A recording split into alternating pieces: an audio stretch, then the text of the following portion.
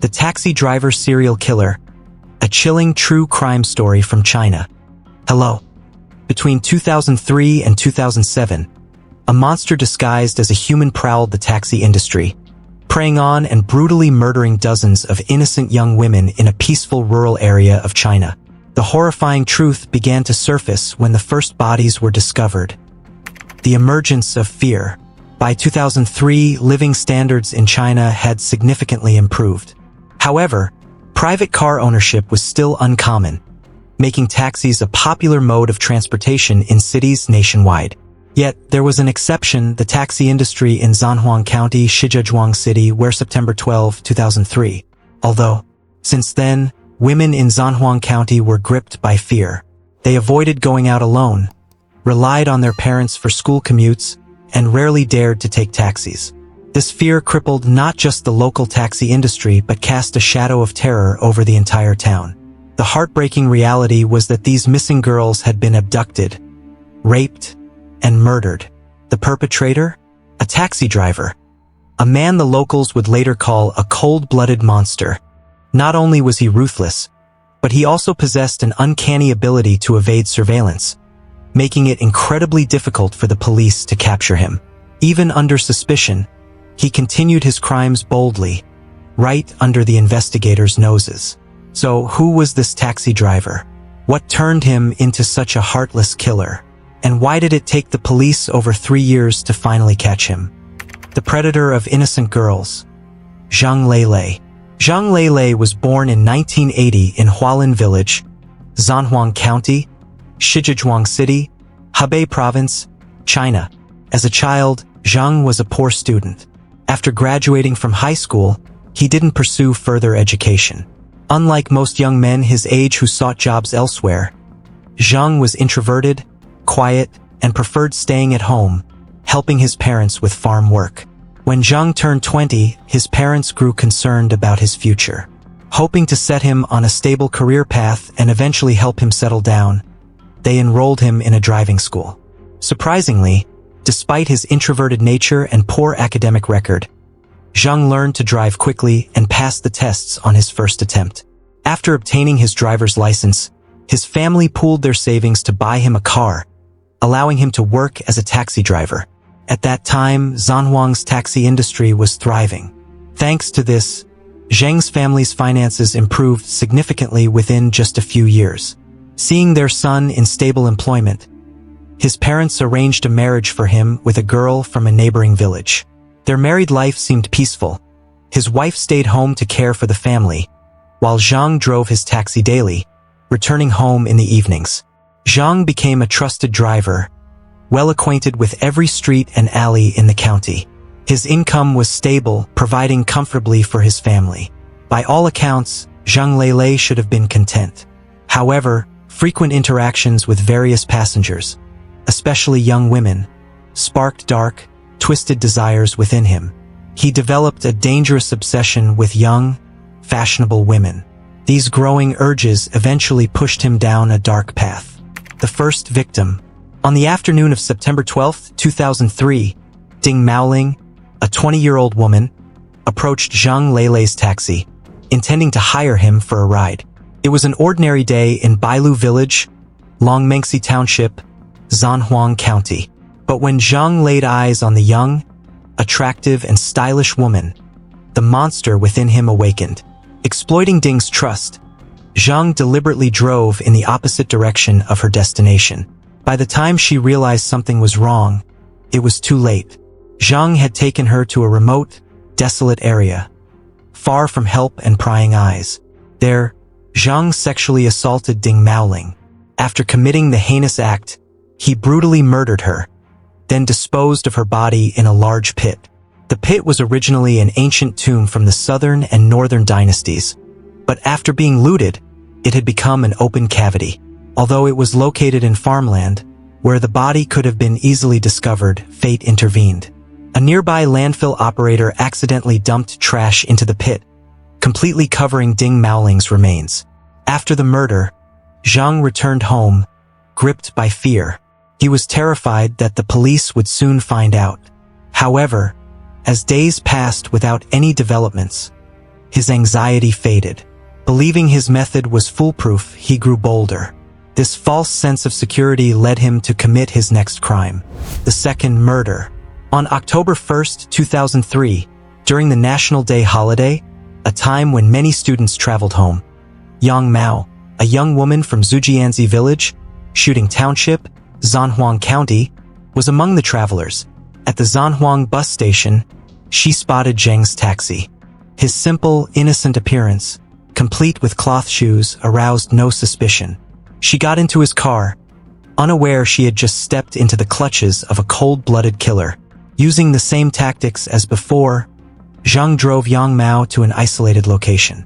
There, he sexually assaulted and viciously murdered her, later dumping her body into an old well.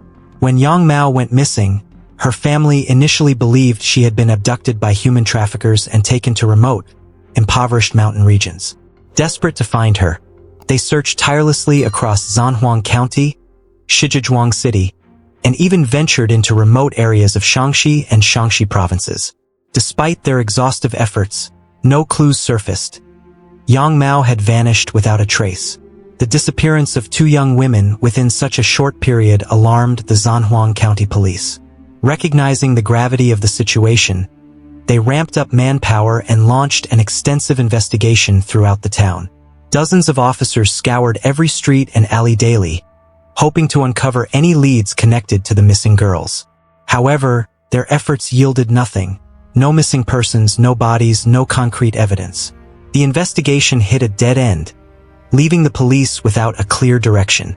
Observing the growing scale of the investigation, Zheng Leilei realized he was under suspicion. To avoid detection, he decided to temporarily freeze his activities. During this period, he refrained from committing further crimes and even switched vehicles, replacing his familiar old taxi with a new van to alter his identity and evade police surveillance. This strategy proved effective. For over 6 months, the police found no evidence linking him to the crimes. The earlier disappearances faded into the background due to the lack of new information. Once again, the cold-blooded killer slipped through the cracks of the legal system. The killing resumes. A trail of terror continues. Despite his temporary pause, Zheng's predatory instincts remained sharp. He sensed that police scrutiny was gradually easing. Emboldened by this realization, he resumed his heinous activities, once again shattering the peace of his hometown. On May 2, 2004, during a public holiday, Li Mao, a 17-year-old girl working in Pingshan County, was preparing to return home for the summer break. Her family lived in Shiduan Village, Longmengxi Township, Zhanhuang County. Like many others, she went to the Zhanhuang bus station and boarded a van, a common local transportation service that charged just 1 yuan per trip. Unfortunately, the driver that day was none other than Zheng Leilei, and Li Mao was his only passenger. During the journey, Zheng diverted the van to an isolated location where he sexually assaulted and brutally murdered the young girl. To dispose of her body, he dumped it into an old well in Yuanshe County. Less than 4 months later, on August 21, 2004, another victim fell into Zheng's trap. Wang Maoxian, a young woman from Nama Village, Nangxingguang Township, Zhanhuang County, boarded what she thought was an ordinary 1 yuan van ride home. Tragically, she had chosen Zheng's van. Seizing the opportunity, Zheng repeated his brutal pattern of rape and murder. This time, however, he couldn't find a suitable place to hide the body. In a careless move, he dumped her remains in a cornfield in Baixia Village, Xintai County. This recklessness marked a turning point in Zheng's crime spree. A break in the case.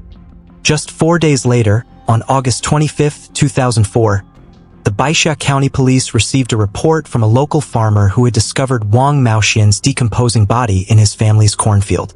After conducting an investigation, police confirmed that the remains belonged to the young woman who had recently been reported missing in Zhanhuang County, Shijiazhuang.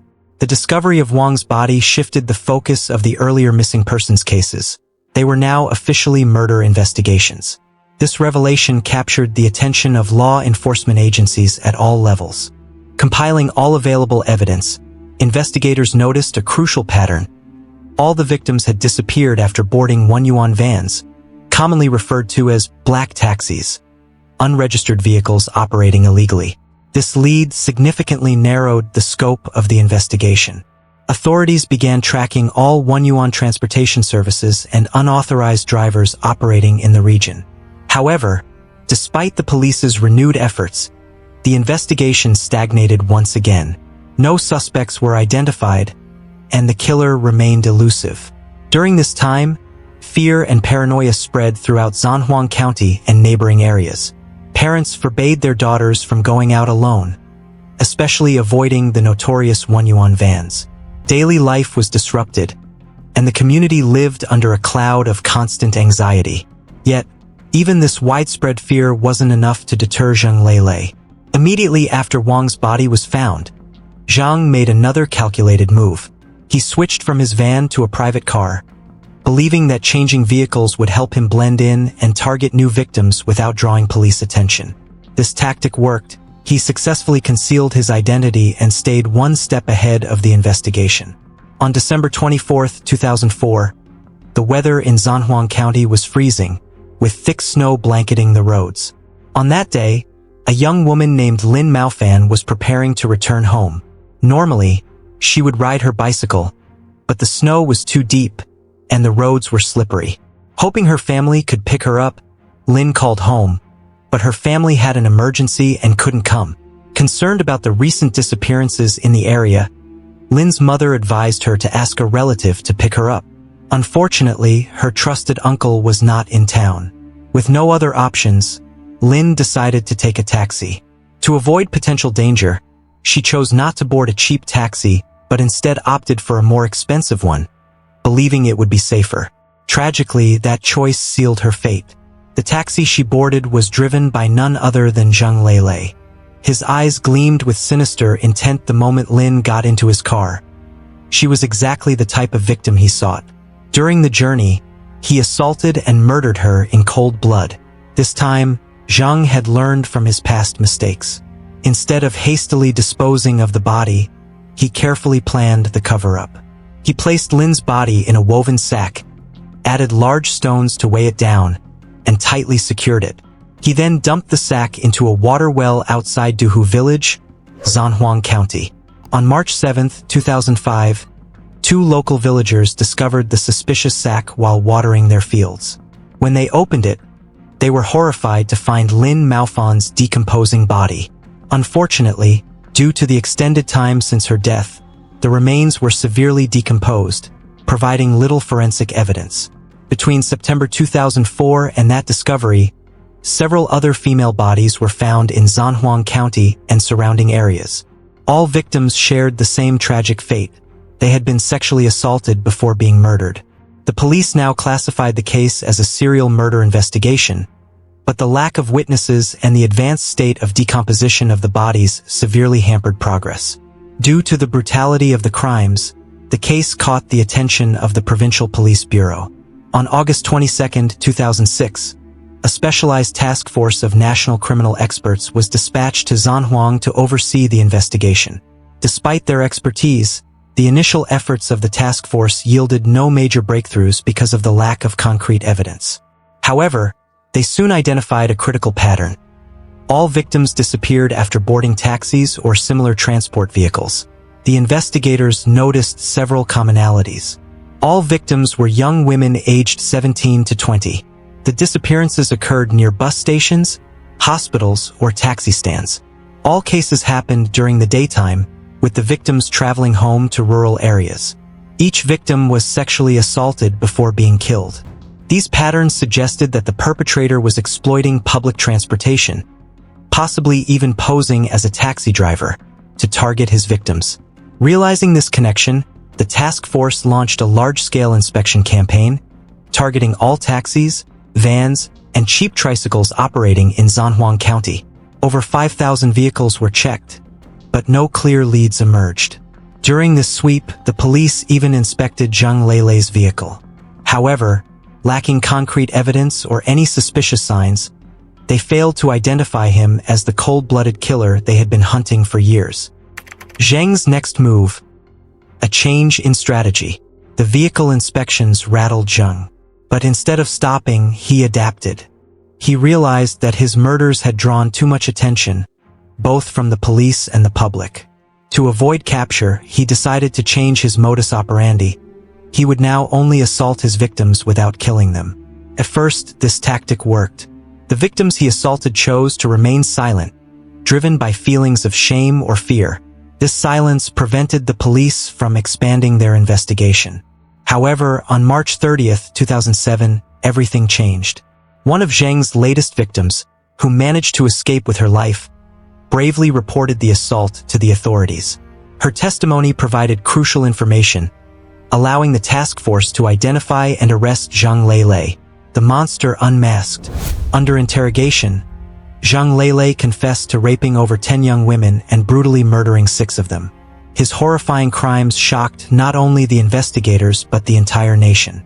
On August 24, 2007, Zheng was sentenced to death. The cold-blooded monster finally faced the justice he deserved.